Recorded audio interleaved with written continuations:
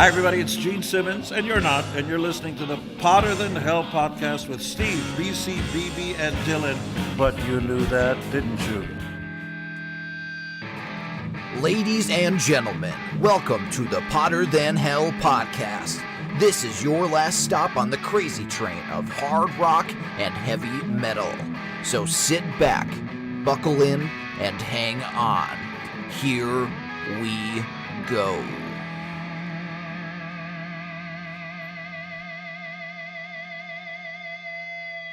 Hello, Potter Than Hellions, metalheads, and rock and rollers from all around the world. Welcome back to the Potter Than Hell podcast. I'm Steve, your host. I'm joined as always by BC and BB. And our keyboard player extraordinaire tonight is Dylan. Hi, guys. What's happening? Righty, what's going on? Nothing. We have a fucking blizzard going on outside. It seems like every time... If you listen carefully, you can hear the plows. Yeah, no shit.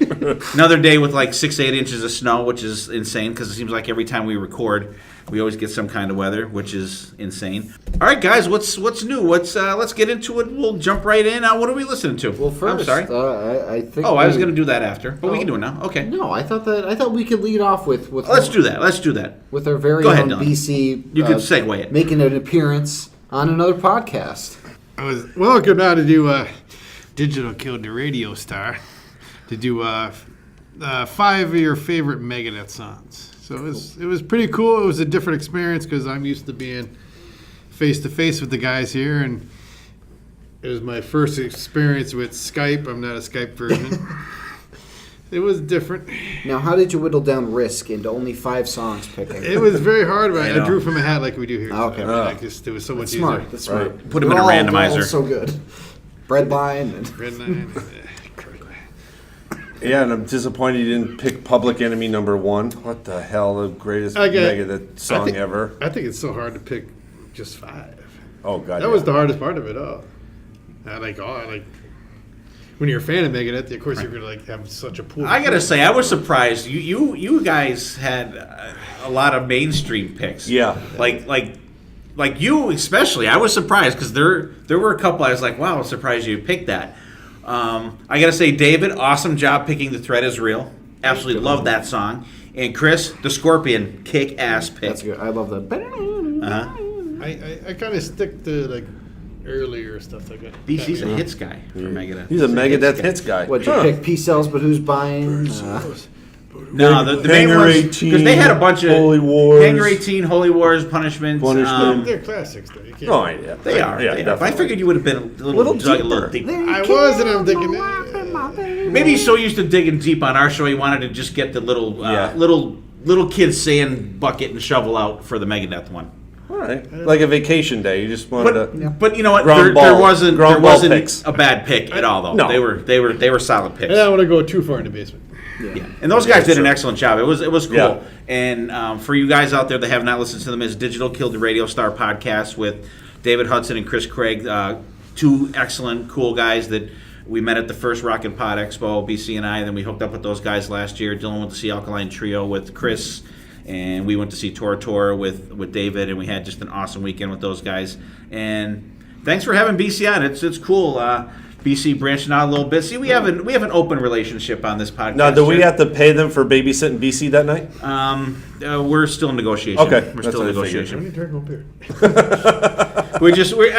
We are. We're just down to what size bottle of Jack Daniels he wants, or what type of beer he wants. I Gotcha. think they're going to send some a Tulamond up for you, some there you Megadeth go. beer, Nice. just as a thank you. So, guys, thanks for having BC on. It was cool. You guys check it out. Digital Killed the Radio Star podcast. You can find it where you can find our podcast. So check it out. Those guys did an awesome job. And if you want to hear other stuff other than like hard rock and metal, those guys do a lot of mainstream stuff and a lot of crazy different bands and stuff like that you won't necessarily hear about on this podcast. So check them out and check out BC on there. All right, now we will, Dylan. What are we listening to? BB, what do you got going? I'm kind of carrying over from the last podcast that we did. I know I sent you a message because I was so excited. The other day on eBay, I picked up Kick-Axe Vices, still in the original cover and wrapping for $14 on eBay. So thank you, Mr. Guy from Kentucky. for not opening it and or listening to it because $14 is a steal in my book. And I threw that on the last couple of days at the house, and still a kick-ass album. We all live in our vices. Yeah. We're indulging tonight. Dylan. I checked out Kane Roberts' new album, The New Normal. I wasn't thrilled with it. I thought it was cool that Nita Strauss and Alice Cooper appeared on the album, but it wasn't wowing me. I don't really like his singing voice, I'll say. The guitar works pretty good, though. I mean, it's Kane Roberts, so can't go wrong. But the solo's good. Yeah. Like you said, when he starts singing, it just... I think I listened to one song, and it didn't hit me right away, so I didn't want to spend time on it. Yeah, it's not amazing. It's okay. Yeah. It wasn't my cup of tea, I guess. A Rambo with a guitar. Yeah, that guy's jacked. I've been How about delving BC? back into Dream Theater. Yeah. I've been going through my, what do you call it, damn things, iPod. Yep. The both of them. The both of them. And there's some I did not have downloaded, and I put them in there, and then, of course, I had to start playing them. And then next thing I know, 2 days later, He's... Those two songs that were released for the new album are great. They're really good, They're yeah. And fantastic. you know I'm not a huge Dream Theater guy. So I just don't see how Mike Mangini has his cymbals are like 8 feet in the air. Yeah, It's crazy. challenge. Like you watch That's the videos, new. like holy That's shit. new. No, he didn't have them like that when we saw them. he did have them since he's been with the band like that. Yeah. That's something got Crazy. I meant to text you today, BC. I actually listened. I threw this album on real quick the other day, and then I was like, But then today I'm like, you know what? I'm going to give this a good listen. The new Altitudes and Attitude album with Frank Bello and is it Frank Bello? Frank Bello and David Ellison from Oh, yeah, okay. right. That's the two guys, right? Yeah. Album kicks ass. Holy shit! There's parts on there you're like, wow, this is definitely What's it like called? Megadeth. It's called Get It Out. It's Altitudes and Attitude. It's their second. Actually, I think the first thing they had out was an EP, and then this is a full album. It's kick How ass. did I not hear about this? It's great. The vocals are great on it, and there's one part on the one song, and it's just fucking shredding. And you can hear the bass. It's like that is definitely Megadeth bass. I've seen him love do both of those posts guys. for it, but I didn't know it was up. It's out. It's kick ass. Check that out. And I also checked out the new Rival Sons album, Feral Woods. We saw those guys. They opened up for Black Sabbath, and we saw them on the that's right. the End tour, and they were really good. So I figured I would check it out. The covers kind of makes you think of like maybe a Disney animated movie or like a fucking Bambi set or something like that. But good album. So you guys check that out. Absolutely, Vice's BB still rocking on that. Kane Roberts. Maybe we'll give that a little more time to brew. And Maybe.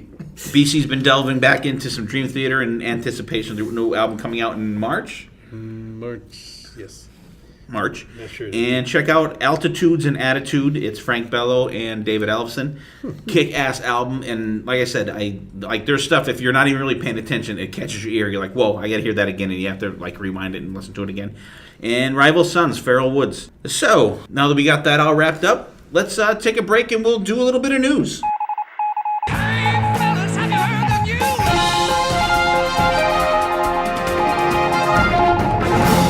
All right, this week in the news, you guys, it's kind of going to be a little different sort of news thing we're going to do here this week. It's going to be more of a personal news version this week, and with one other little tidbit there. And BC, finally, we're able to talk about this because you were kind of put under a little hush order when this took place. So go ahead. The video Obsessed With You finally came out on Valentine's Day. Like I said, once watching the From video... who? Huh? Lizzie Borden. Oh, okay. Oh, What I else don't do think we talk ever about? talked about Lizzie Borden on the podcast. This I is know, a great like- little segment here. This is That's the song that this is a first. BC wrote for Lizzie I Borden. wrote for it. I was about to star in the video at one point, but they frowned against me.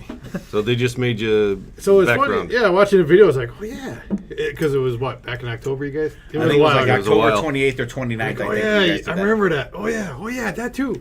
And it was like the flashback memories of everything went on that night. It's pretty cool. Like, I don't know when they did the other parts. Otherwise, I would have substituted for that girl. But That's disturbing. In case you If didn't you've get- seen the video, that's a disturbing statement right there. In case you didn't gather, BC is featured in the new Lizzie Borden music video, Obsessed With You. Him and our buddy Chris Granza, that has been on the podcast many times. Yes. And our buddy Jay Luke, that is also in Chris's band, Reach for the Sky. And you just signed your Hollywood contract, right? This is your last episode? Yeah, I'm going to be BC's Moving out west. moving out west, warmer weather, no snow. Yeah. Like Be a Kramer at the end of a season 3 of roadie Seinfeld. for Lizzie Borden. BC, with your luck, you'll be out there, and that's when California will slide into the fucking Pacific. Oh, Yeah. God, yeah, Yep. without a doubt. They talked about it for years. If I get out there, it Finally definitely will happened. happen. But no, Yeah, so it was that's- a great experience. I mean, it was a great experience. I mean, I would have been happy just meeting a guy, which was really cool. We got to meet him, and he talked for like a good half hour, and he took his time with everybody. That's I mean, cool. there was only maybe, what did I say, 30-some people maybe the whole Yeah. place.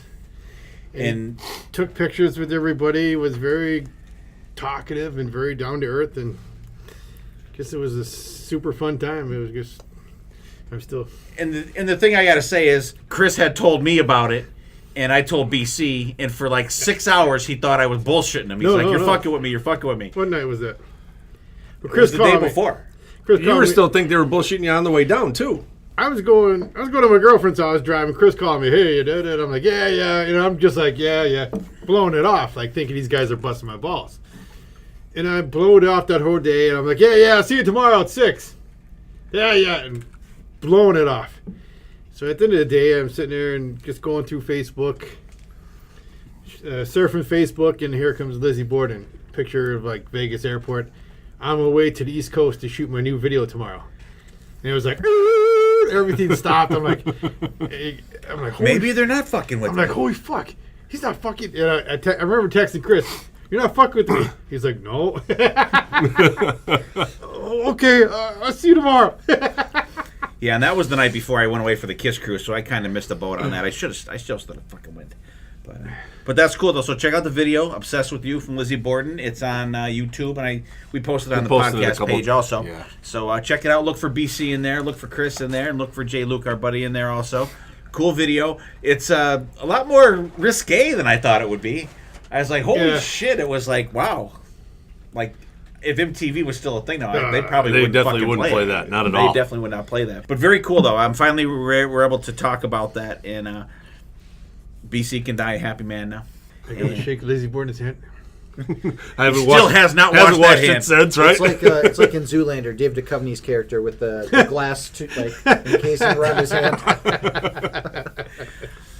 All right, and on a good front for good news for all you Guns N' Roses fans out there, Slash has confirmed that Guns N' Roses are recording new material, and he's going to go in the studio with them when he gets off the road after the tour that he's on now. And we got our tickets for BC and I to go see Slash in Port Chester, New York, on the 31st of July. It's going to be fucking kick ass. And what do you guys think? A little new Guns N' Roses stuff. What do you think? Should be interesting. It definitely will be better than Chinese Democracy, purely because you have Slash and Duff, and those are the two that I look for in Guns N' Roses. Like, I always hear the classic Duff bass tone and the classic Slash guitar sound. So I'm really excited for it myself. Yeah, definitely with Slash out with the Conspirators and Miles Kennedy, he's spot on guitar wise, so he's nice and loose, and I'm sure Duff has been floating around with Loaded. So, they're ready to go, and I just, hope they really put out some kick-ass music. It'd be interesting to see what comes out of this. I mean, I wasn't the original guy, but we'll let it slide. Yeah, I hope to. I hope it's good. I don't think it's going to suck. I'm sure with Slash and Duff involved, it's not going to take 20 plus years for this to come out. And I'm excited about it because I got to tell you, I am still on my Slash binge right now, and I just been listening to Slash and Miles Kennedy featuring Miles Kennedy and the Conspirators. I really got to put those guys in there because they're fucking awesome.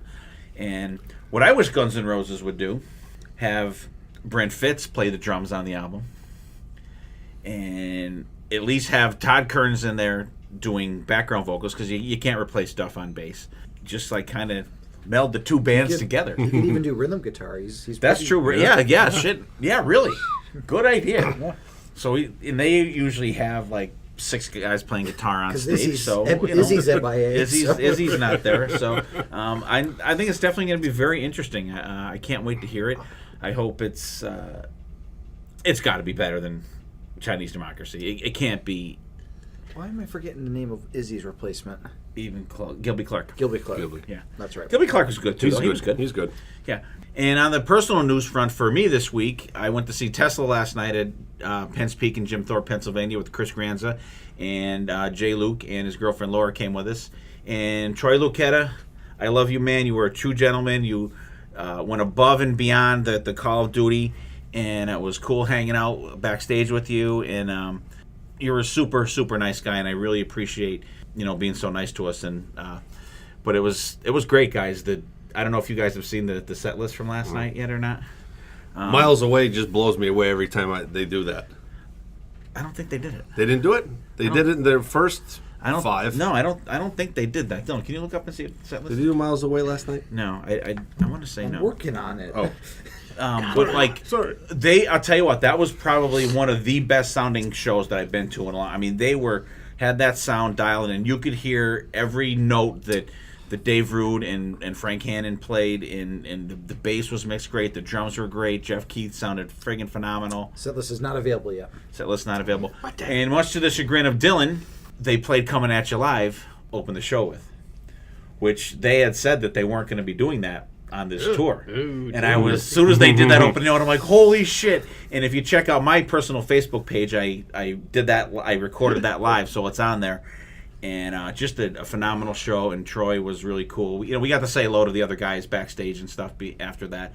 Didn't really get any conversations or anything like that, but it was great. And if you guys get a chance to see Tesla out there, go see them. They are on all cylinders. They played 2 new songs from the album Shock that's coming out in March, and just a total kick-ass show.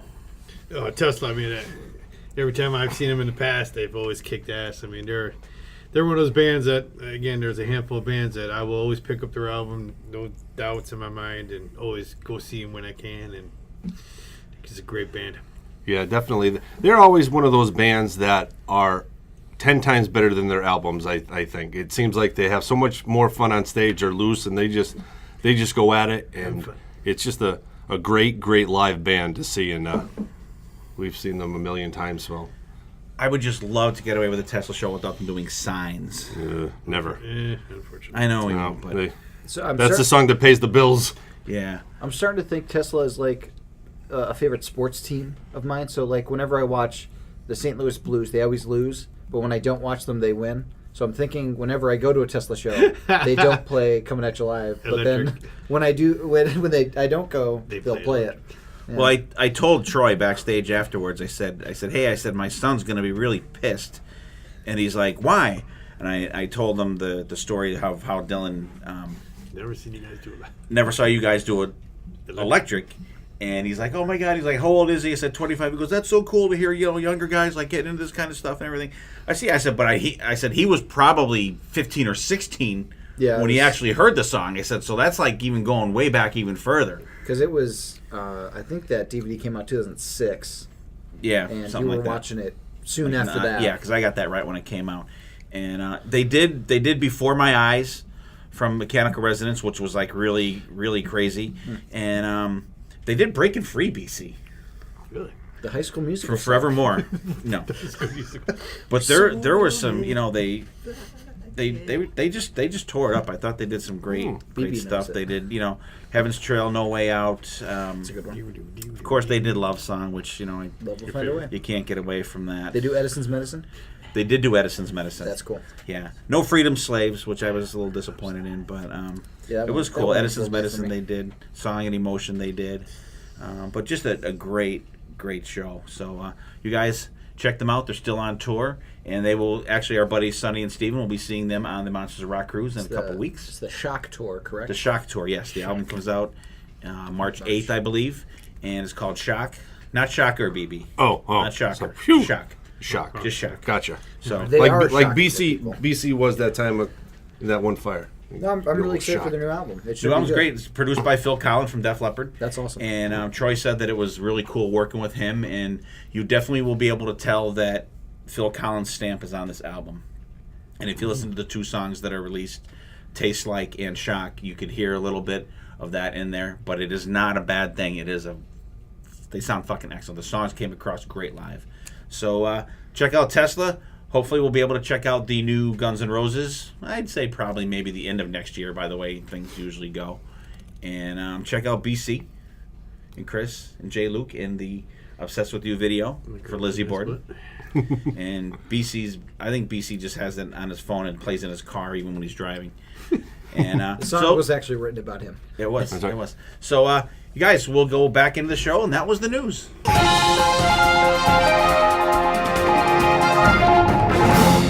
All right, so there's the news for this week. We'll delve into our episode here. We've done this type of episode before. We thought it was kind of cool. We all picked a band that we heard of or didn't know if we didn't like or didn't give enough time or props, and then we picked probably, I don't know, I would say maybe their most popular or most prolific album, kind of, right. I guess, from these guys. So we each picked one, and we also have a special pick at the end of the show, which we'll explain when we get to it, which is actually really cool. We drew out of the hat, as we like to do here once in a while, and Dylan's going to be going first tonight. Yeah, so I always love doing these episodes because it's really cool to see these bands that we haven't checked out before. And actually, 4 out of the 5 bands I had never listened to before. So this was almost like a group episode for me to do. The one band I obviously saw live, and I love them, so that was great to listen to them as well. But the band that I picked for my band that I never really checked out or listened to was Typo Negative. I've always heard so many things about him. You guys always talking about how tall Peter Steele was and how deep his voice was. I mean, I obviously heard the cover of Summer Breeze, which is on the album that we're going to be talking about today, their third album, Bloody Kisses, released in 1993, recorded at Systems 2 Brooklyn. It's the first album actually released on Roadrunner Records to achieve gold and platinum certification, which is really cool. Roadrunner, of course, being a really... They were the Frontiers records of the 1990s and 2000s. And like Blabbermouth is kind of run by Roadrunner in a way. So that's where we get a lot of the news segments from. So Roadrunner, thank you for a lot of things. We'll go around the room to talk about what everybody's initial impressions and thoughts were. I guess we'll end on me since it was my pick. We can do that. That's fine. I didn't know if that's what you wanted to do. Or okay, so BC, have you listened to Typo Negative before? I thought this album was horrible. Really? Yeah, BC lies a lot too. No, this is the first album. I want to say Christian Woman is probably the first song I ever heard of Typo, which then I got into this, and then there was 2 EPs before this? I think this is their first full length. Anyways, this is Origin of the Feces was before that one. And there's another Slow Deep Hard or so. Slower, deeper, Slow, harder. deep, and hard. Slow, deep, and hard. Anyways, this is what got me into Typo Negative. I mean, now was this at the time it was released? Yeah, this is when it was something. This is the new people out and everything. Okay, I totally lost my thought. Sorry, I was just showing up the cover of Origin of the Feces. So I went out and got this. I mean, So that's where it comes from. Let him talk. These guys are considered I don't know what they're considered Gothic goth rocker. Yeah, Gothic Yeah, metal. so it was back then. You're like, God, what the frig is? You know what I mean? but not like makeup and stuff though. no, they're just 4 guys dressed Sound wise and jeans and. Castles and churches and As soon as I put it on, of course, you hear this girl moaning. I'm like, can't be all that bad. And then kicks into Christian Woman and right into Black Number 1. And to me, I was kind of hooked in. I was like, wow, it was different, but you liked it. did you call Reddit the Black Number 1? Ran into. Ran into. Okay. I'm like, that's amazing. And he does some Dave Mustaine and starts I was looking for trouble. And I found her. So, I mean. he does it. He does it. That's on Black Number 1, and he does it on Christian Woman too. Oh, yeah. Forgive her for she knew about what she does. So, I mean, he had me hooked there because he was, a little Dave Mustaine influence.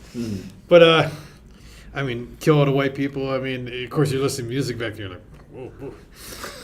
Summer Breeze. I mean, I don't know who. Seals and Croft Seals song. and Croft. I mean, that was cool. I said, because I knew the song from just hearing that on the radio. We Hate Everyone, which I come to love that song now. And then One of his theme songs. Yeah, I mean, this is what started it off for me with Typo Negative. So you like it? I like this one, yes. Okay. I own it. BB. I love it.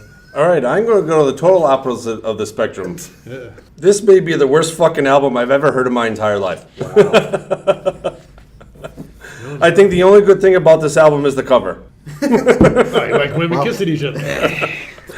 Wow. I hated his vocals. The songs were too long. He's and not then, a long song guy. Then even the cover song, "A Summer Breeze," it started out great until he started singing, and then I thought it was horrible. And I'm gonna be totally honest with you. At song 9, I stopped listening to it because I'm like, oh my god, I still have like 5 more songs to listen to, and I'm already 45 minutes into it. I go, I'm fucking done. Wow. He threw down the player and you left the room. I just couldn't even get into it 9 songs in. And like even those real short ones like song number 4, it's like, oh, a nice short song, but yeah, to me, now I know why I don't have any Typo Negative anywhere in my musical library. Sorry, Typo Negative And he fans. deleted this one. It's still on my phone, but after tonight, That's it. it'll be gone. I always like these guys. We got to see them open. Actually, on this tour, we saw them. Right? Was it this? Yeah, had to be. We saw them they opened up for Queensryche at the old. Oh, God. It had to be a... And I always liked them. I think they did themselves a disservice on this album, though. What year was it? Opening it was 93, This came out in 94. 93. I think they did themselves a big disservice on this album, having Christian Woman and Black Number 1, the first 2 songs. You have like 20, almost 25 minutes of music on the first 2 songs. I think if they maybe, this is the time if you want to, call it an album, have like Black Number 1 open up maybe like side 2, get a little deeper in there. And I think another reason they did themselves a disservice is you kind of like checking out the rest of the album. But there's some cool shit on there. Set Me On Fire is fucking excellent. It's very heavy, that keyboard sound that I like. It's got a really like funky guitar solo and an organ solo in it. I think it's great. There's a lot of little short interludes that are kind of stupid though. We Hate Everyone. That's a fucking like a heavy fucking rockin' song. It gets slow and very dark. The riff changes are good in it. The middle of it sounds fucking excellent. It's got an awesome guitar sound. But one thing that gets me on this album, the drum sound is fantastic on this album. The drums are recorded excellent. Whoever the engineer on this was just totally hit the spot on the drums. Bloody Kisses, Death in the Family, that song, that's like another 10-minute song. They could have definitely chopped that one off. Too Late Frozen, it's got a decent vibe to it. The drums sound excellent in it. It's got a good pace to the song, the excellent background vocals. Blood and Fire is probably my favorite song on the album. It's got a great heavy riff. It's got a little cowbell in it. A great song. It's an excellent solo in it. He talks in some kind of French accent in it that sounds kind of different, but cool. I think it's an amazing song. I think it's the best song on the album. Can't Lose You is okay. And it just like ends the album. There's no like, it's not a hard ending. It's just like ends in a spot you would not expect it to. You'd think your CD at the time when CDs were out, you'd think your CD was fucked up or your machine turned off the way it ends. I think it's excellent. I think it could have been shorter. They could have got rid of the little interludes, that other 10-minute song, and I think they could have did a little different song listing in it. But I forgot how much I enjoyed the other stuff on this album other than the first 2 songs, because usually that's what almost everybody listens to. Mm-hmm. I liked it. Sorry, BB. Crabby pants. Okay, so like I had said, I'd never listened to Typo Negative besides Summer Breeze, and I was always interested in checking them out because I would just hear a lot of things about them, and I heard they were different, they were a bit out there, a little weird, and I'm always up for weird stuff, like in terms of music. I want to point out. Really? Clarify yourself. But I like this album a lot. I do think it's too long. There are definitely times that they could have condensed and made a little finer, but I like a lot of the longer stuff. Like Black Number 1's really good. I do like what they do with Bloody Kisses. There's a lot of really cool movements inside that song. But I would definitely check these guys out more from this album because I enjoyed it. I thought the little interludes were the things that lost me. If they're- I could say that I dislike anything, I would say those are kind of a waste of my time, and maybe chop down some of the songs. But honestly, I really enjoyed listening to this. It has a barrier of entry with those first two songs, absolutely. Because I started listening to it in Christian Woman, I'm like, wow, they're starting off with a 9-minute song. Okay, and I was trying to get myself into the mindset. Okay, get into it, and once I got into that, I got into the music, and it was really enjoyable. So I would definitely check these guys out some more. I'd like the album. I'm sorry, BB. Oh no, we're all not going to like the same soup. Yeah. No soup for you. I don't like being the odd man out. I mean, I don't mind being the odd man out. There's got to be a bottom on somebody's list, and That's that right, one's yep. on mine. So That's all. everybody would check them out again, except for BB. Right. Yeah. Okay. And I would say if you enjoy this album, absolutely check out October Rust, which was their next album, Yeah. which is like phenomenal. All right, Yep, good, that was- good pick. 3 out of 4 ain't bad. It's a 750. Yeah. All right, BC, what did you bring to the table here? Fate's Warning. Yeah, of course. Let me have a drink. I know him. Wet your whistle, BC. Try it again. Parallels. From 1991. Apparently, it's their 6th album. Here's a band from Hartford, Connecticut. You don't hear that too often. Yeah, Connecticut is that. Connecticut It's does Not band exactly a on this. hub of rock and metal. Nah. It's like Slipknot come from Iowa. This is a band I've seen forever. I mean, you see them labeled Yeah. and listed, and you hear Especially with You Dream hear Theater. of them. you hear of them a lot, and I always said I want to check them out, and for some reason or not, I never did. So here's my opportunity to do it. So I was really looking forward to this. So I kind of looked a little into the band, you know. Of course, I don't know anybody, and just a little bit behind the band. And Joey Vera from Armored Saint fame has been the bass player since the year 2000. Huh. I knew he did some. That's another time when I heard of these guys because Joey Vera's Vera. off doing something with Fate's Warning. I'm like, So, anyways, this is labeled as their biggest commercial success LP, Huh. which I can understand now because I played a few other ones just to see if. Yeah. But I was very surprised. I mean, it has a very to me. You hear lots of Queensrÿche and Dream Theater. As soon as you play the songs, if you did tell me who it was, I'd be like, wow, they're really copying. I don't mean copying, but they make it their own. But I mean, the vocalist to me, and I lost his name here, but to me, he sounds like Todd Latour. Not exactly, but if you close, he very much sounds a lot like that. And some of the songs just remind me of some different chord changes of Dream Theater. Too. Ray Adler is the vocalist. Yeah, Ray Adler. I know there's 2 of them, and I wrote the one down, but not the other one. And actually, James Yeah, LaBrie I was- sings on. He does harmonies on. Life in the Stillwater. Yeah. Stillwater. Stillwater. Anyways, I mean, the album starts off with "Leave the Past Behind," which I understand now after listening to some of their other stuff. Like this is very commercial for them, which I mean, images and words from Dream Theater is very commercial for them, and that's what got me hooked on those guys. So hopefully the same thing might happen with these guys. But like you said, second track, "Life in Stillwater," with James LaBrie does harmony vocals, which at the time. He just joined Dream Theater and replaced the original guy at this time. And Eye to Eye, I mean, to me, it's just very straightforward progressive. For progressive music, it is. It's very commercial-ish. So I don't know how. I like this very much. I was hoping I would, but I really liked it. Okay. And the solo, and I like the guitar, but I mean, and I don't know I forget what's on it. It's on it. It's not. I don't know what instrument it is. Anyways, but I mean, it's just. The little things they've thrown there, and I just really got into this. And, I don't know. Eye to Eye caught my eye. The 11th Hour, which is kind of mellow, and then it kicks like up and down. You know what I mean? It's a long song too.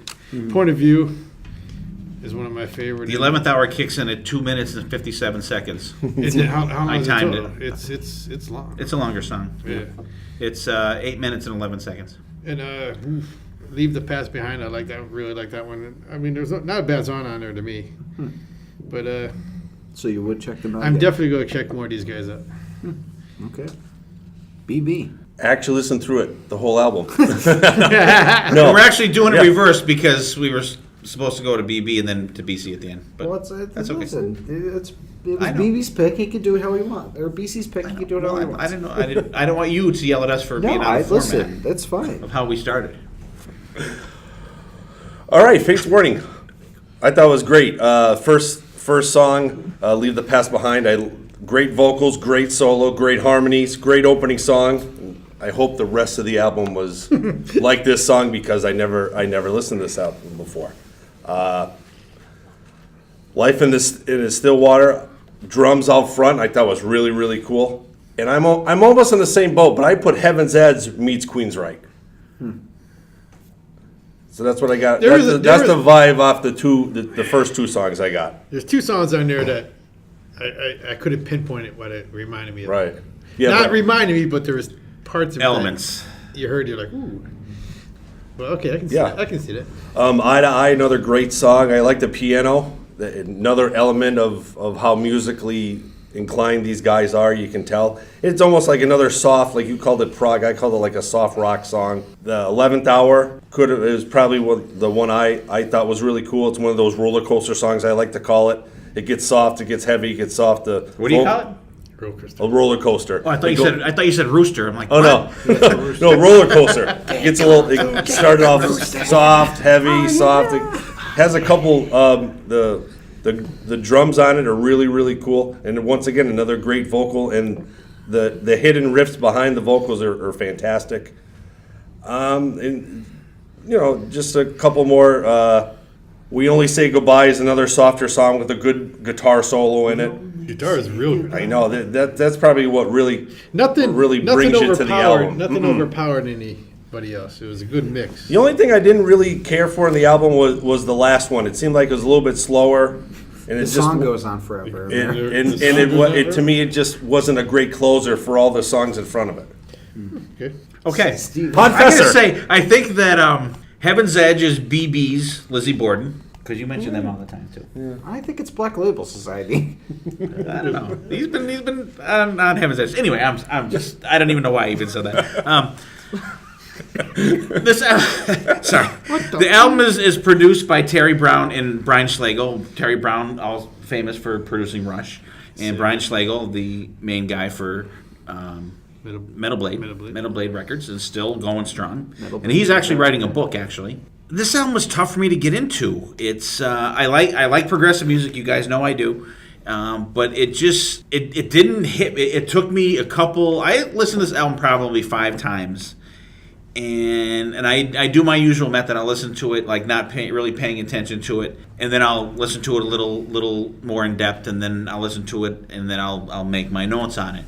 But it was difficult for me to get into.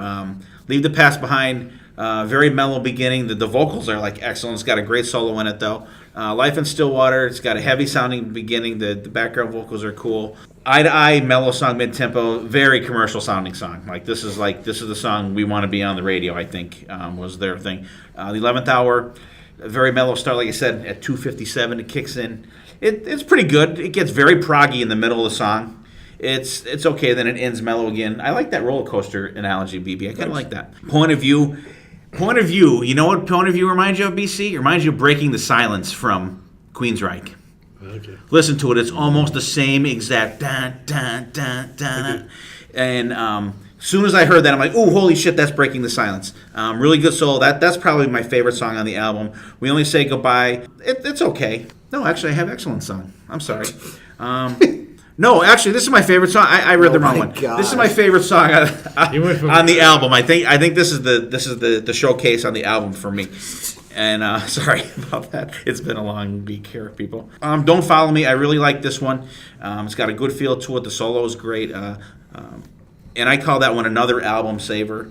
The Road Goes On Forever. Dylan, you were correct. The song does go on forever. I think that songs 5, 6, and 7, Point of View, We Only Say Goodbye, and Don't Follow Me save the album for me. There's not a lot of stuff on there that instantly grabs me. I need something that's either going to be like really melodic that gives me that kind of feeling, or something like that musically pummels me a little bit. And this album kind of lacked in that. It wasn't bad. Very Dream Theater like, very very Dream Theater like, and it's a great sounding album. The production on it is fantastic, and it just it's a little tough to get into, but I didn't hate it, and I would actually I would listen to more of these guys just to see if finding out that this is their most commercial album. I would like to see what else is out there. Maybe they put a live album out last year. Maybe I'll just grab that and give that a good shot. If that's if this album is considered their most commercial, I'd like to hear one that's a little more balls to it. I'll start with the positives. I like the guitar solos on it. Okay, moving on. Oh, that was the short list. Wow. That is a short list. I listened to this album 3 times, and I couldn't really tell you. Like, I couldn't hum any part of it. I couldn't, like, nothing. There's not a lot of memorable stuff on it. Like, I thought that it has my least favorite kind of guitar mixing, where like it's like very spacey, like kind of background guitar, like rhythm guitar, where it's not really defined. It's just kind of like lazing around in the background. And it makes me. It's what I always thought Queensryche sounded like, and that's why I never got into Queensryche. And I realized that they actually do rock, and they have some like really powerful songs. But Fate's Warning is how I thought Queensryche was, and I didn't like that. And it's like my least favorite parts of prog, where it's like just like in the back a bit and not like in your face. I didn't like the ending song. I didn't like the road goes forever on, or goes on forever. I didn't like the beginning song either. I thought it wasn't a great song to begin the album with. I thought it was too. Boy, I'm on a desert too island low. tonight. The phrase I would describe it as is low key. It's too low key of an album. Like I don't think I would check these guys out again. And I love progressive music. Like I love. But like they said, this is and, their most commercial. I know, so but Right. That's why I said I would. That alone. For as much as I listened to some other was things, against some of the stuff on this, I want to hear their more non-commercial shit. I think I got burnt out from this album. I just I tried listening to it 3 times and nothing stuck. I wanted to like it. I love Dream Theater. I love Queensryche, and I thought that this band sounded like my least favorite parts of both bands. So sorry, guys. I'm kind of the lone man on the totem pole for this one. It's okay, BC. So I feel bad. Dylan's not gonna like them all. Excellent. All right. That's a good start. We got two in the books. 2 in the books. We got Dylan's done. Dylan's was Typo negative. Bloody Kisses. Boy, that was so long ago I couldn't remember. And we did Fate's Warning parallels from BC. So we're grinding against one another tonight a little bit, I think, on some of these. Yeah. Like not like crazy, but like I was just surprised at how much BC or BB hated Bloody Kisses. Well, I know BB is not a long song guy. I'm not a long song guy, and he reminds me of like spoken word Cookie Monster, and it just wasn't in my. See, I think it goes well with like a gothic metal sound. I think that voice is perfect for that kind of music. And you know me, I like shredding in high pitch, so That's true. he's definitely there was no pitch harmonics on this album. Oh no, he gets up there in one of the earlier songs. Like he does. He's dude's got pipes. I mean, we've seen him I was surprised a couple by times. He goes really low too. I was Yeah. surprised by how low his voice goes. And if you didn't like this album, you would have hated them live because there were a lot of like muddy, sludge metal. oof. type stuff live. I love the organ. The organ sounds great in that. I think that's one of their key elements. That's and I think the gothic. drums were fantastic on that. And the Fate's Warning, like I said, I think I just need to give a different album a try from those guys. But that one song, BC, go back and listen to that. Is Breaking the Silence from fucking Queensryche. All right, Definitely. All right. We got 2 down. We got 3 to go, actually. We usually have 2, but we got 3 to go. We got a little special attraction at the end here. And we're going to do our hidden gems now. All right, our hidden gems this week. And I'm actually going to start it this week. I usually don't get to start too much. I'm going to go back to 1980. Here's a guy, very, very prolific guitar player, very well known. But his solo stuff. I'm talking about the one and only the Michael Schenker. Michael Schenker Group album, the first self-titled album. Fantastic album. This is a classic rock album, and I think it's fantastic. It's got songs like Armed and Ready, with my favorite MSG song, Cry for the Nation, is fucking excellent. Victim of Illusion, it's got the instrumental, Into the Arena, Tales of Mystery, great song, Lost Horizons. Just a great hard rock, early 1980 album. One to you could just throw it on. I have it on vinyl. Just throw it on there, slap it on the player, and just let it play. Fucking excellent. So check that out if you haven't checked it out in a while. Very good album. BB. I'm going to go with a band that we saw a couple of years back at M3. BC kind of turned me on to these guys, Vane. And it comes, I'm just going to go to song. It comes off the Enough Rope album from 2011. The song is called Triple X. Say the band again. Vane. This song is classic hard rock, heavy metal, 1980 guitar riff shredding at its best. These guys just tear it up every chance I get. I see Vane, and I have to listen to it because they're just one of those bands that I can't get enough of, and they really kick ass, and they're one of those hidden gem bands. So great band. They are great. They are. If you guys have not checked out Vane, check them out. Enough Rope album is a little tough to get, but check out No Remorse. Right? No Remorse. What's the first album?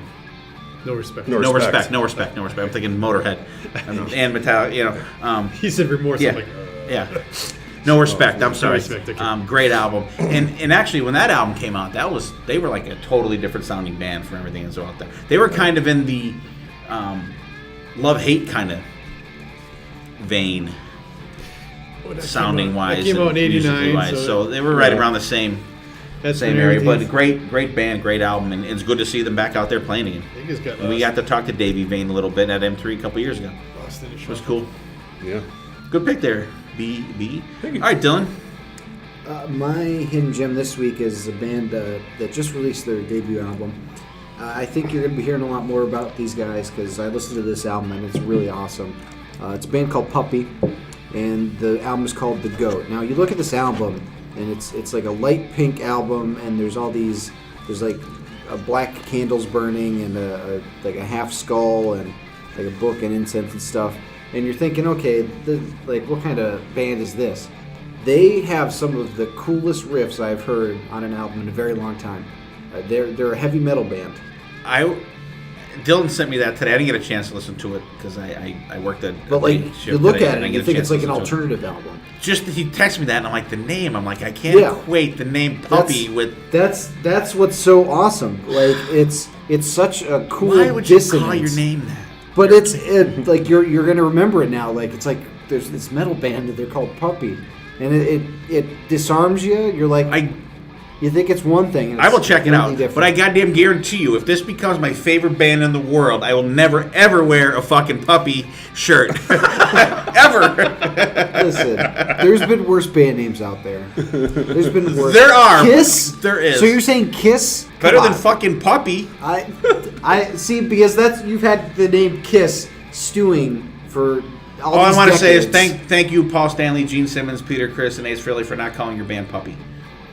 I mean, there's the there's the Sick Puppies. Remember them? Mm-hmm. Sick Puppies. Like That's not helping. yeah, but We'll check it out though. Check it it's out. An amazing. We'll check it out. It's a really good debut. And album. listen, goat. next week, remind me. I will tell you guys if I liked it or not. Just remind me. All right. The goat. And I hope I hate it because Dylan will never let me fucking live it down. It's good. It's very good. It's going to be another chemical romance. What Dylan should have done is he should have said, just sent me like an unnamed like MP3 and said, listen to this. What do you think? You wouldn't know how to open it. Huh? Sure I would. Or you could have just put it on your headphones at home and said, here, listen to this. All right, anyway, I will check it out. All right. BC, did you come up with something there, my friend? No, I had it, I guess. Anyways, I was somewhere to It's kitties? Kitties? Well, there's a band, Kitty. telling you, Yeah, that's There's a true. new band I'm telling called you, Kid. they're good. You're laughing now, but Anyways, I was somewhere and Foghat was playing I Just Want to Make Love to You. And I was like, wait a minute, I know somebody rocking does that cover of that song. So I had to go home and I was like looking at the wall of CDs. And a band Cold Sweat back in 1990 did a cover of it, which I think they just tear it up. Not that Foghat doesn't do a bad job, but to me that's and not only do you tear that song up, the whole album tears it up. And That's getting re-released. really, That's getting re-released. That Rock Candy Records that does all the re-releases, they're re-releasing that album.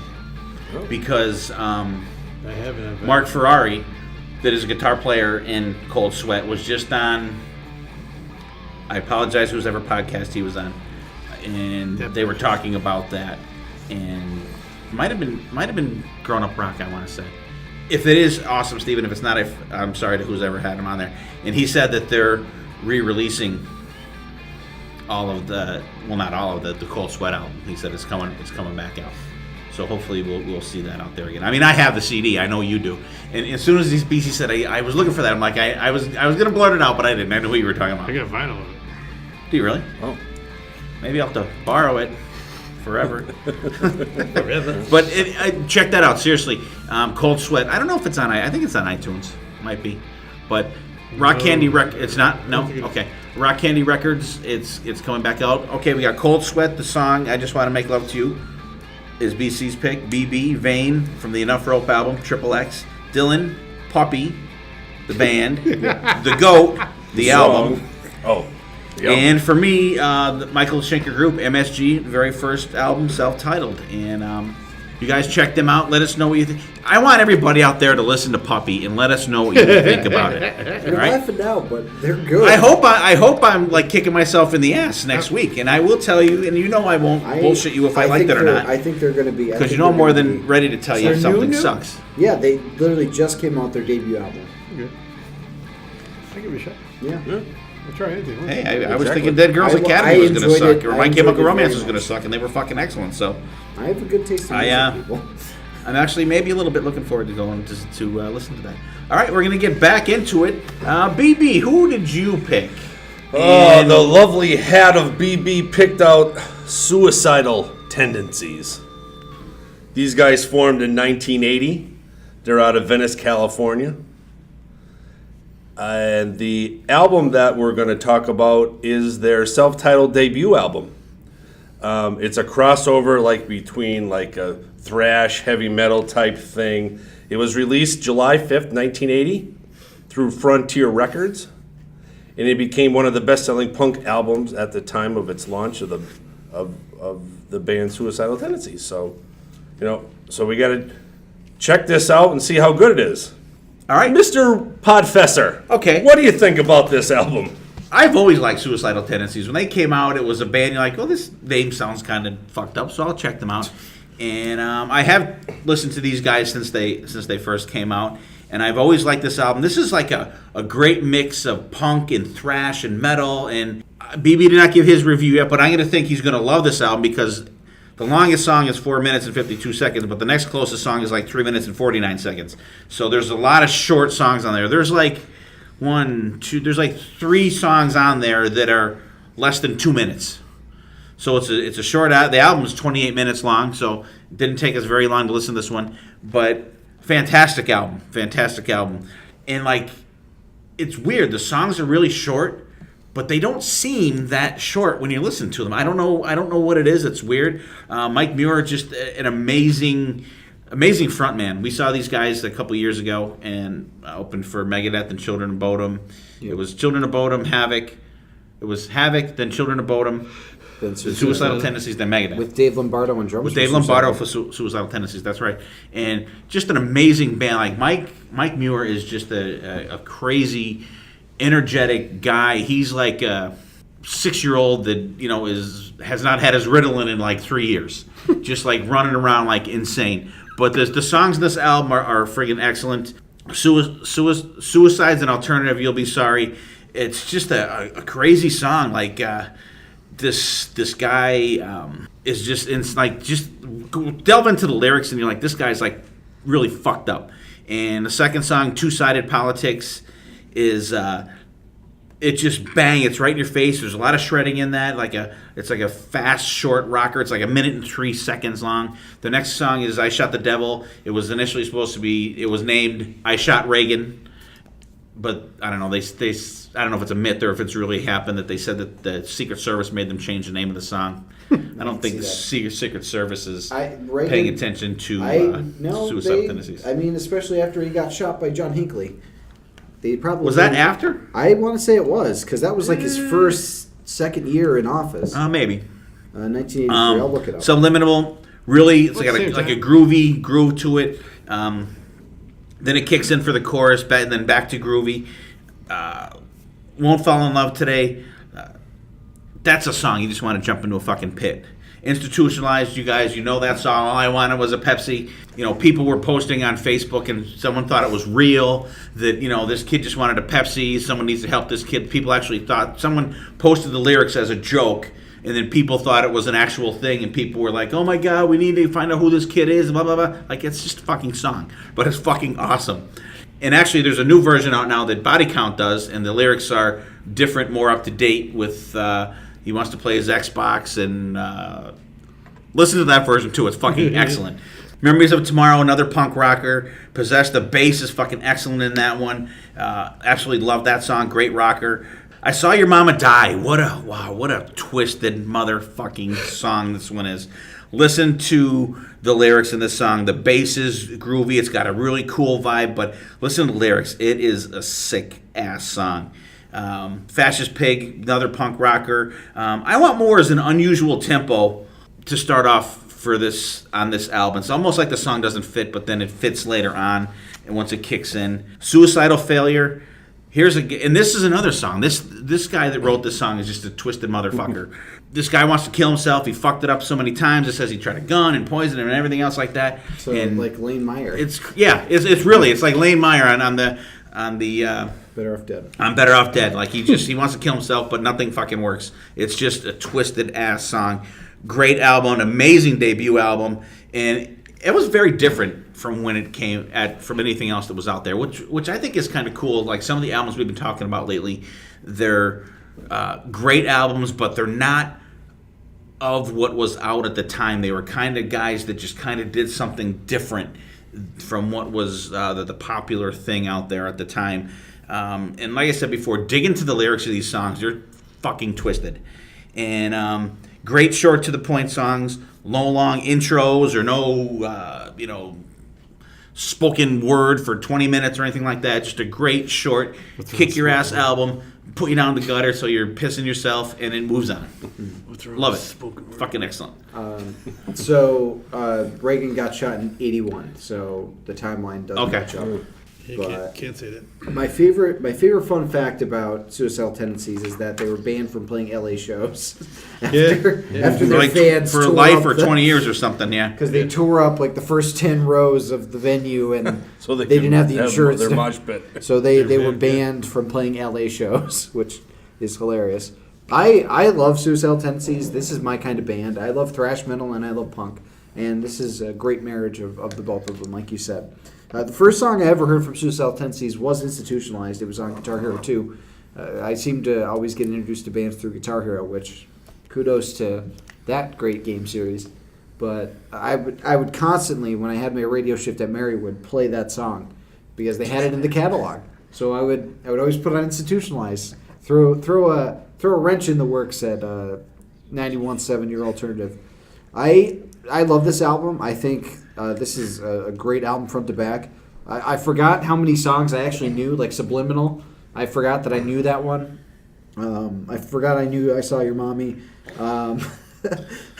Like, it's a great punk album, and like any good punk album, it gets into the little politicalness, and I think that's important for a punk album to do, is to make a statement of that kind. And another important thing for a punk album is to be shorter than 30 minutes. Because if you're a punk album and you're over 30 minutes, it's too long. Is that a thing? Well, it's just like an unwritten. Okay. Because punk is supposed I to didn't know be if that was fast. like an actual thing. Fast, and you're in and you're out, and it's quick and down and dirty, and it's punk. So if you're playing 10-minute songs, it's not really a punk song. because you can't have that much energy for 10 minutes. That's half the show. Yeah, Right. yeah, like and you need that, like you need to give the kids a break after every song, so it has to be short and sweet. But I love this album. I think Mike Muir is an amazing frontman. Like you said, we saw him open for Megadeth, and for a man of his size, I would never have thought he would have had that endurance. He was running back and forth to the stage, doing his, and they're mouthfuls, some of these songs. Mm-hmm. Like he's almost, it almost gets to, I want to call it rapping because it's not really rap, but No. he really gets. It's almost like an auctioneer Yeah. singing.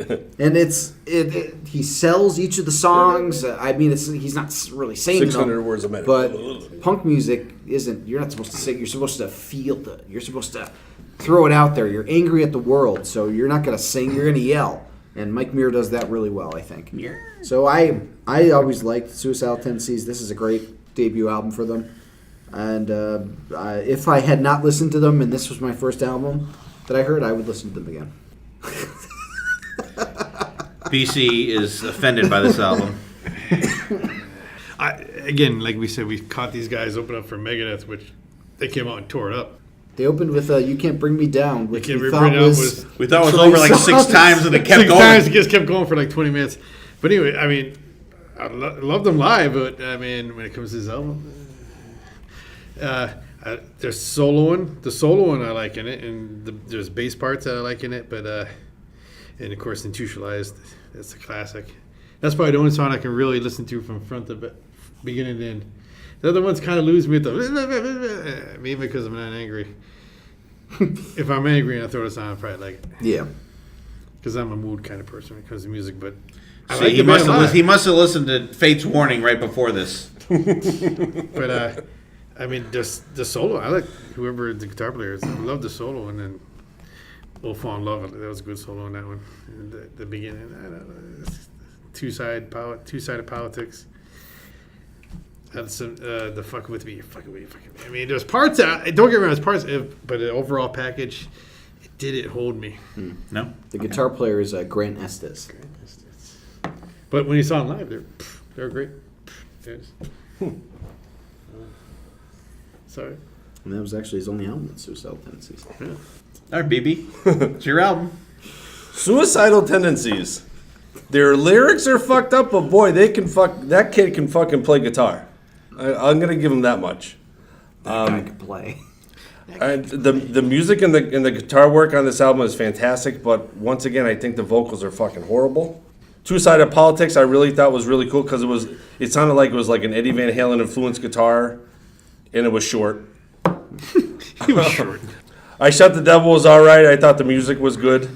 Subliminal, I couldn't understand him at all when he got to the chorus. Didn't have a fucking clue what he was saying. I Won't Fall in Love Today. Fast bass opener, which I thought was really cool. I can't read what I wrote. He's getting like me. He can't read his own writing. No, God, it's contagious. It's better. It looks like he was better off. It was a little slow. You honestly have the best handwriting out of all of Yeah, us. I know. Institutionalized was was a song I actually heard before, and That's a classic. and what I wrote down was spoken word has been taken to a new level. It's called Just Talking.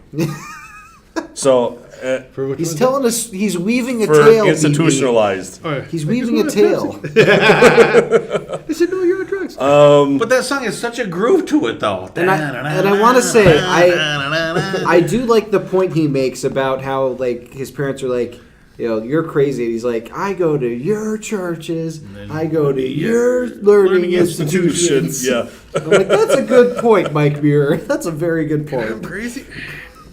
I thought one of the highlights was song I Want More. I thought he actually sings on that song instead of just kind of like whatever you're actually calling this, talking, spoken word, You picked talking it. real fast. Pissed off. My fingers picked it, not my ears. You can hear the fingers picking. Well, so now you know why you didn't delve into these guys. Right. And then Suicidal Failure to close out the album. I thought it was a great opening guitar work for the song. The singer starts, it turns me off. It's still another great riffs hidden throughout the song, and I'm disappointed that he didn't kill himself. Wow. Because he's a suicidal failure. Wow, that's really mean. You thought that I Saw Your Mommy song was bad.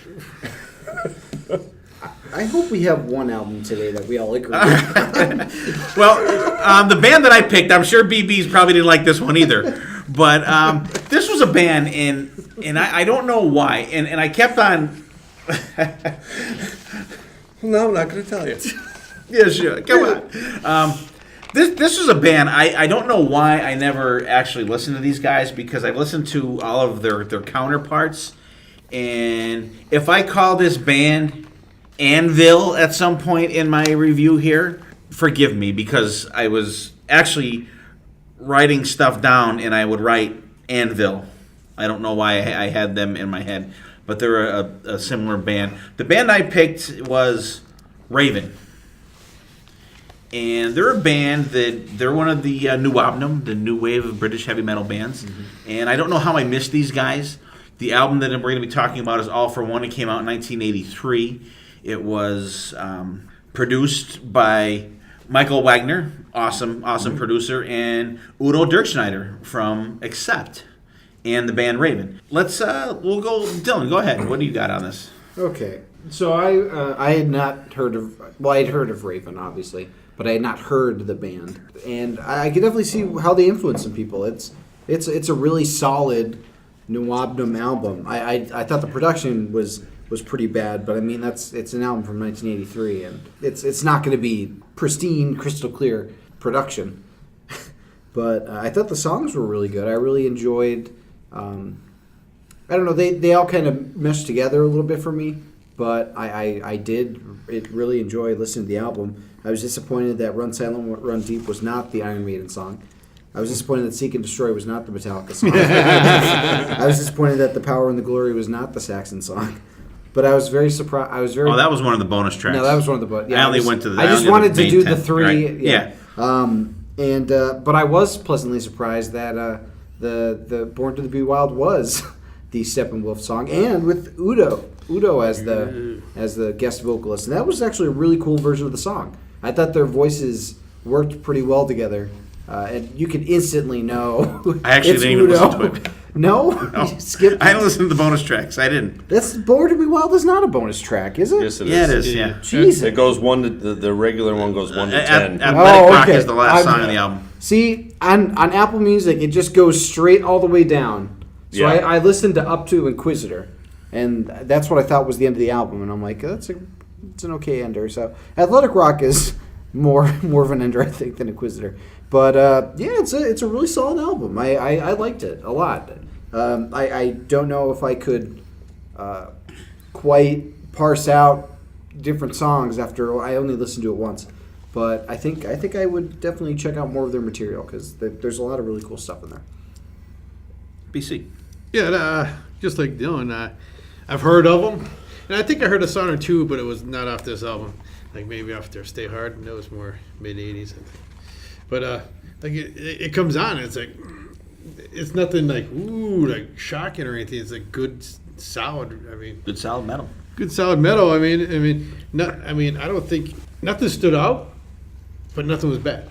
It was kind of weird to throw it on. It's like, yeah, okay, yeah. But to get off this subject, I delved into some of their newer shit. Production-wise, is much better. Yeah, well, I I'm mean, sure. 1983, like Yeah. like you said, you're not going to get. But I mean, overall, I guess, like you said, there was one band you heard of them all the time back in the day, but for some reason, never listened to them back then. But I would delve into these guys a little bit more. And let me tell you, Roddy, beyond popular belief, I really like this album. Really? Wow. Finally, right? I thought this was really cool because this is my wheelhouse. I love the guitar shredding in it, especially Mind Over Metal. The shredding in that song is fucking fantastic.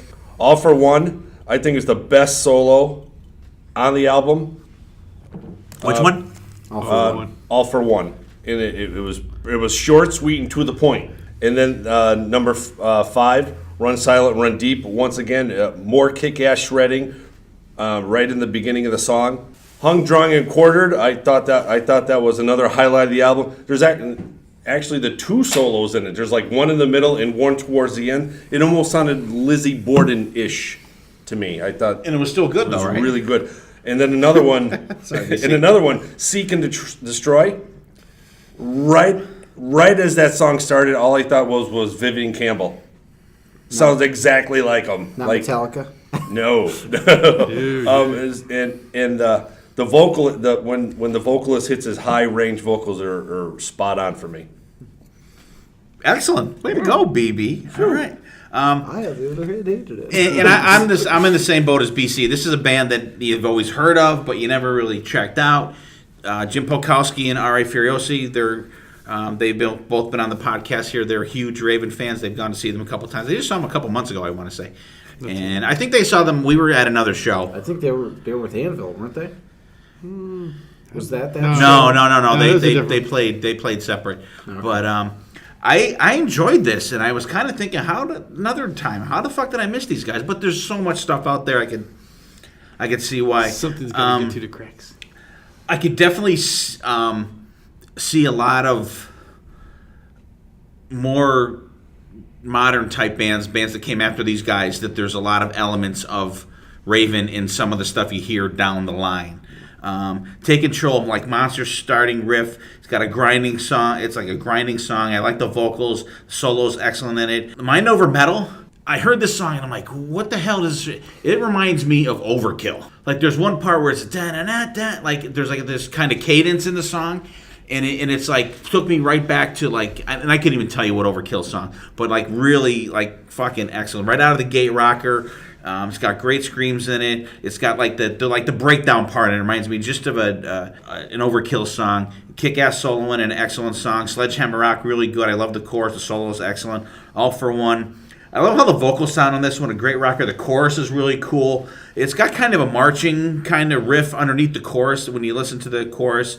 Very, very melodic solo, BB. Yep. And like the double bass kicks in on this during the melody is fucking excellent.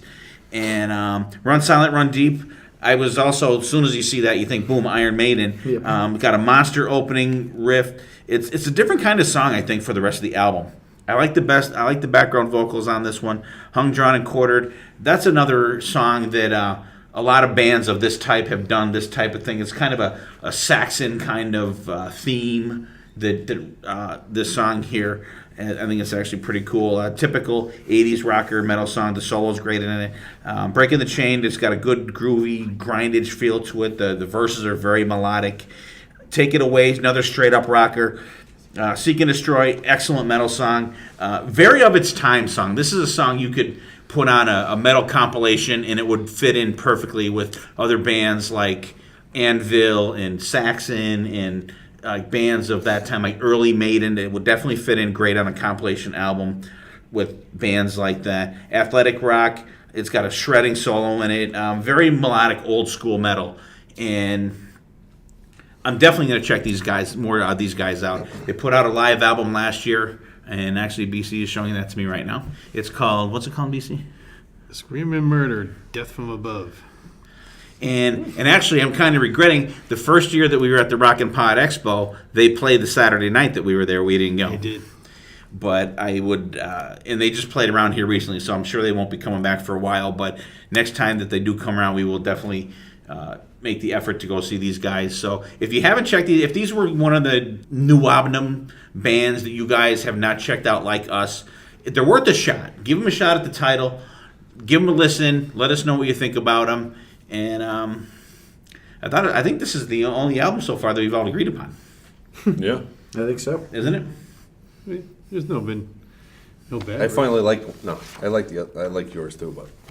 All right, and for our last one, our kind of surprise kind of thing here, and it's funny. I was checking the Potter Than Hell Facebook page like probably last week, because this was like a last minute entry for us guys here, and I was in the midst of listening to the albums. I got a message from one of our staunch listeners, Mark Arnold, awesome supporter of the show. He messaged me, and this was, let's see, what was last Tuesday?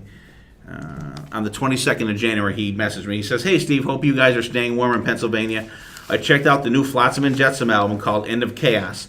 I'm pretty sure Decibel Geek or another podcast mentioned it, so I decided to check it out. I'm not sure if you're familiar with the band, but I wasn't, other than knowing the name. It's a pretty solid hard rock thrash album. It's got some great tracks on it. Check it. If you haven't, check it out. And maybe do a mini review on the show. Take care. So we're not doing a mini review. We're going to do the whole spiel here today. Mark, thank you for your support over the podcast that we've had. And you guys, like I said, if you guys give us something that you want us to review or check out, we will do it, and we're doing it tonight. And I texted Mark back, and I said, I have not checked it out. They're one of the bands I've always heard mentioned but never checked out. We will definitely check it out and do a review. I said, it's kind of funny. It ties into an episode we're working on recording soon. We will include it. Thanks again for all your support.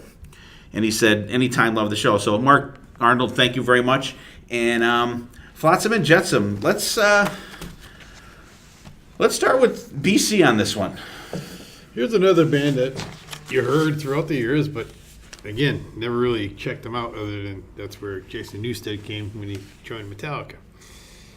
So here it is, this just came out like This year. week ago, maybe? Not even? Yeah. I mean, to me, the music jumps right at me. I love the guitar soloing on this album, especially in Architects of Hate. Yep.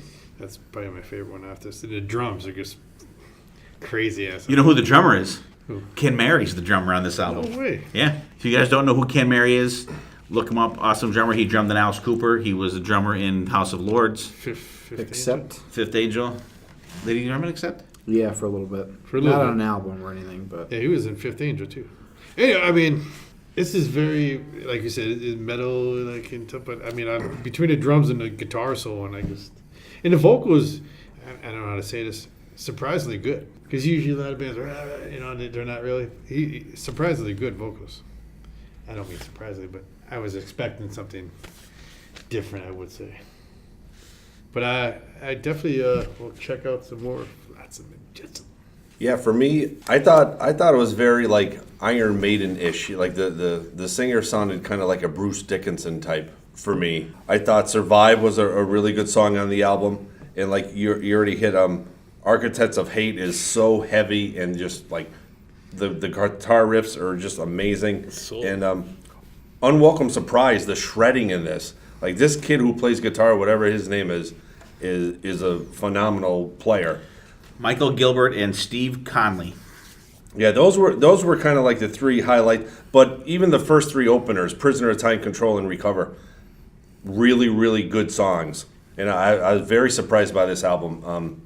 The production in it is great. The drums, like, they're just so fast, and it just blows your mind like somebody could play that fast. But it was really, really cool, surprisingly good album.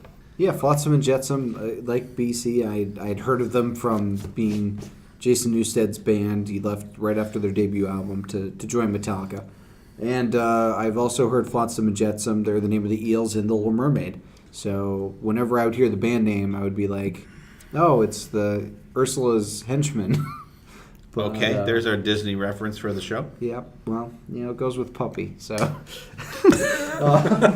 Touche. This is my kind of album. I love albums like this. Good old-fashioned thrash albums have a lot of really awesome riffs. The vocals are perfect for the songs. That they really help bind them together, and everybody's working really cohesively. And yeah, Architects of Hate was the song that I had picked out as my top song. But I really love that opening salvo of Prisoner of Time, Control, and Recover. I think those are some really awesome songs for me to be like the first songs I've ever listened to for this band. I saw the album cover and I'm like, it's a cool album cover, but I don't know what kind of band this is going in. Like, is it like just a straightforward heavy metal band? Is it a thrash band? Like, what kind of band is it? But now The answer is yes. yeah, the answer is all of the above. All the above. Because, though I did get a lot of thrash, and there is some classic metal vibes throughout. There's a little progressive movements at times, but it's a really cool album. And honestly, I would definitely listen to more of these guys because I was very pleasantly surprised by them. And actually, so Ken Mary drummed on this album, but he replaced Jason Bittner, who went to join Overkill. So Right. it's kind of funny how everything Right. connects together. His name came up. I didn't see Kim Mary. Yeah, he like literally Jason Bittner left the album before to join Overkill, and then Ken Mary came in on this album. But this is a great album, and I would highly recommend Flotsam and Jetsam purely on this album alone. All right. Once again, Mark Arnold, thank you. I'll tell you what, I was absolutely fucking blown away by this album. This album, do not be surprised, even though it came out in January, don't be surprised if you don't see this on Steve's end of the year list for one of the best albums of the year. Blown away. This is not what I expected when I started listening to it. I don't know what I expected, but this wasn't it. It blew me away. It fucking absolutely blew me away. It's an amazing metal/thrash album. The drums on it are great. Once again, whoever the engineer on this album was, it made the drums sound fucking so good and out front. Ken Mary, kick-ass drummer. BC and I have kind of been a fan of this guy for a long time. The songs, Prisoner of Time, really crushing start. Cool bass sound, a great voice. Drums are fucking great. And it's got the dual guitar sound. The two guys playing the melodies, then shredding solos. Great start to the album.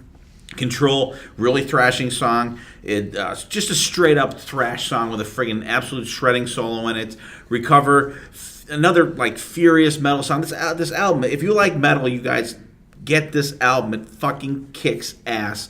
Awesome solo. It's very short. That's if I have one complaint on this album, the solos are a little short on the album. I think they could have been a couple bars longer a piece on them, and I think it would have really, because the songs aren't that long. They're mostly like 3.5, 4 minute songs. They could have stretched them out a little bit solo wise, and I think it would have had even more impact on me, which it's kind of hard to even think of.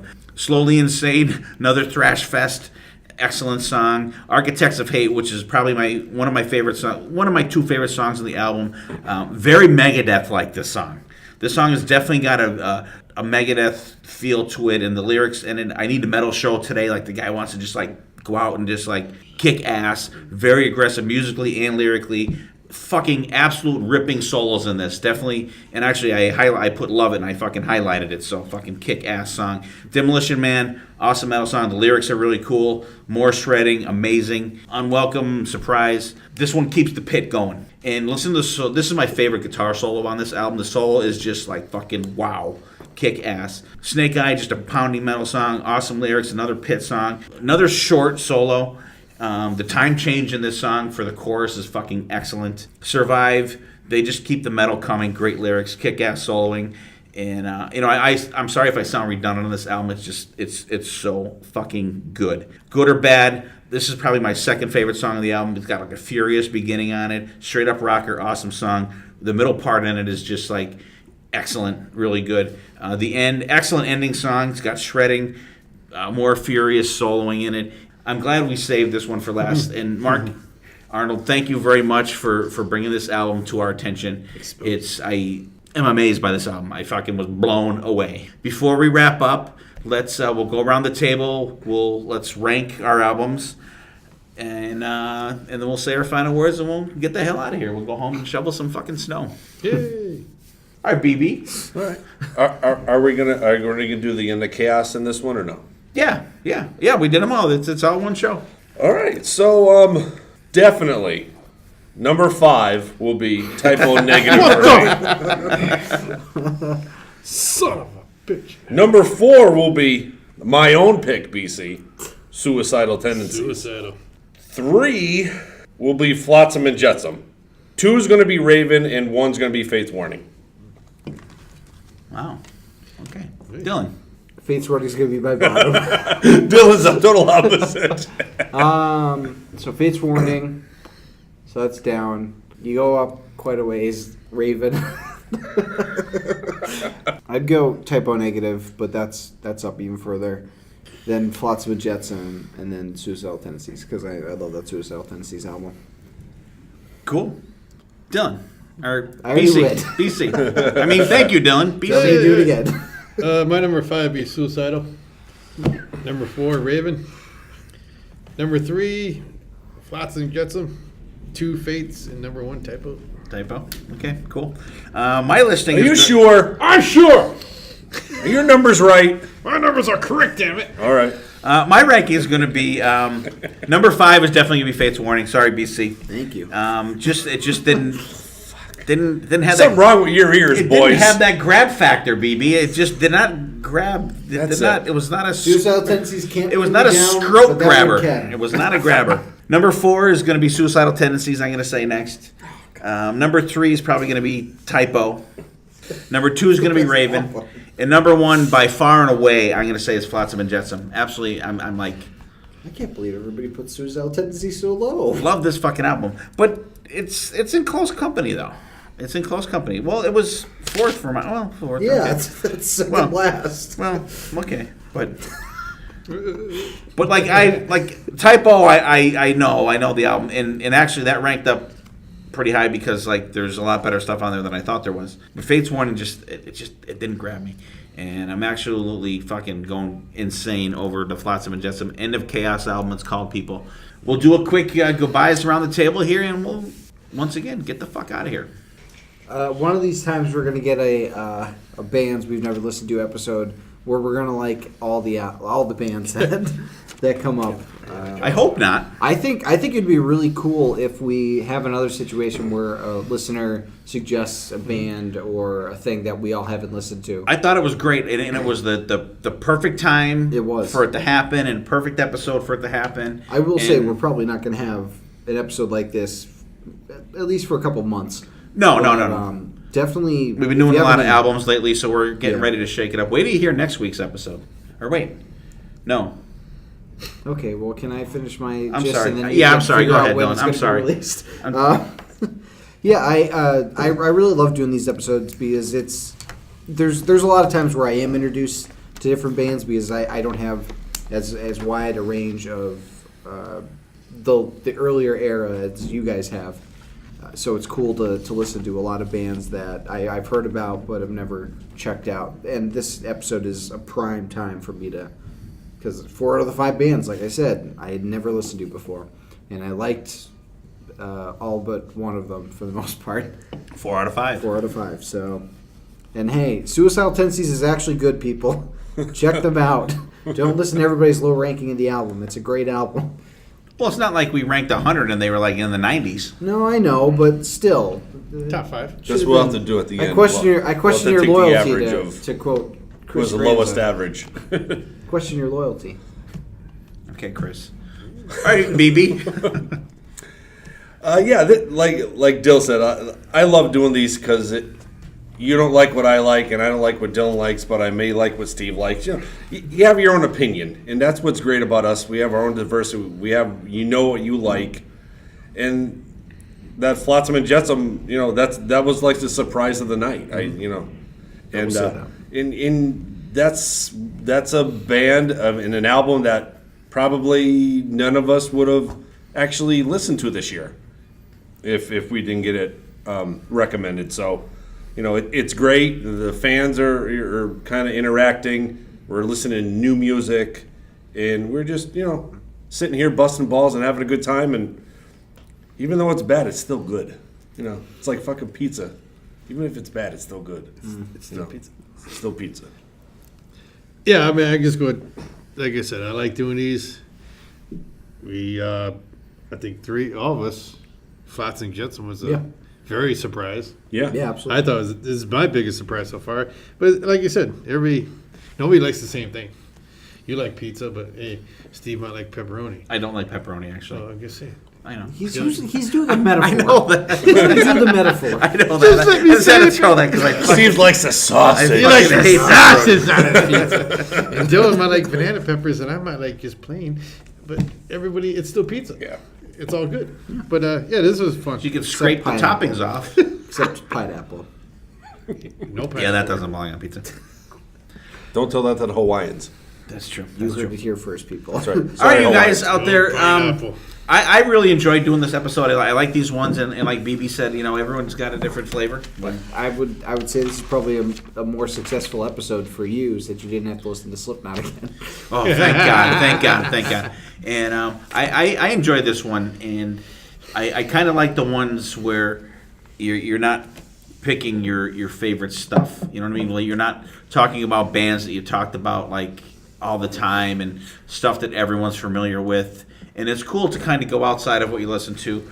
Like Type O Negative, that out Bloody Kisses, I probably haven't listened to that full album in over 15 years, probably. At least 15 years.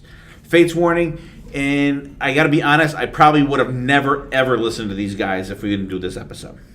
Suicidal Tendencies, I heard the full album years ago, have not listened to that in a long time. You hear Institutionalized on playlists and stuff every now and then, but the whole rest of the album, I haven't listened to that in years also. Probably even longer than the Type O Negative one. Raven, I want to say I would have definitely got around to these guys because I had their live album on my list of stuff to listen to. I don't know if I would have delved back in. I might have just listened to the live album and just been satisfied with that and just listened to that as their kind of soundtrack. Flotsam and Jetsam, I may have never listened to these guys, ever. Do with this. Flotsam and Jetsam. But once again, Mark Arnold, thank you for the suggestion to listen to these guys. And you guys out there, and like, hey, we use Mark's suggestion. If you guys want to throw some stuff out there for us to check out, doesn't even have to be an album. It could be a song. It could be a video or something like that. And we'll check it out. We listen to you guys out there. We love you guys. When you listen to this episode, you can go down to the bottom of the episode and you can check out our Spotify playlist because we will put a playlist together. Well, Dylan will. And of maybe not all the songs that we talked about tonight, but a good lion's share of them on this playlist, and you guys can let us know what you guys think about it. So check us out on Spotify, check out the Spotify playlist, check us out on iTunes, our YouTube channel, get on our Facebook page, interact with us. You can message me personally or any one of us on Facebook, friend us on Facebook. We'd appreciate it if you listen to it on iTunes, if you can give us a review, good, bad, or indifferent, hopefully good. And if give us a good review, we'll read you guys out on the episode. Thank you for listening. We love you guys, and we got a ton of cool shit coming up. We hope you've liked what we've done so far this year. We're trying to bust it up a little bit of what we do, and we like going outside of the box. And one of the best episodes I think that we did was when we recorded in Nashville. We did was it the best of the worst? The worst of the best. The worst of the best. Yep. And we're going to do another one of those episodes coming up where we pick like the what we feel is the crappiest album by a band that we like, and we'll talk about that. But I kind of like going outside of the norm of what we do here, and we got a ton of cool stuff coming up. Hope you guys, if you got a chance to see Kiss on the End of the Road tour or waiting to see them, hope you enjoy it. I hope Kiss does right by the fans. We love you guys. We will see you next time, and there definitely will be a next time. Good night.